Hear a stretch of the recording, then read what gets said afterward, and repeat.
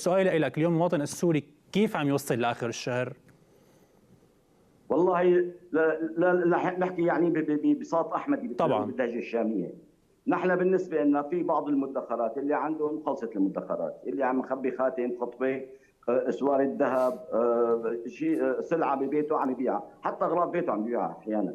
في ناس، عن بعض الناس المغتربين، ومو كل الناس صاروا مغتربين، ومعظم المغتربين عم يرجعوا، يعني اللي كان يبعث $100 او $200 ما عاد جابوا له شيء هون بالنسبه لنا، بالنسبه لرفع الاسعار. هذا امر الاخر، انا بدي اضطر انزل اطلع الصبح من بيتي قبل طلوع الشمس لارجع لبيتي بعد غياب الشمس، حتى اقدر اوفي جزء من القيمه الغذائيه لاطفالي. صحيح. القيمه الغذائيه فقط، اتحدث عن القيمه الغذائيه او يعني المقنن مثلا اليوم استاذ الغذائي عبد الكافي الرزاق، اذا بدنا للاستمرار نحكي معيشتي. استاذ عبد الرزاق اذا نحكي اليوم مثلا عن وجبه فطور، قد ايه بتكلف اليوم وجبه الفطور؟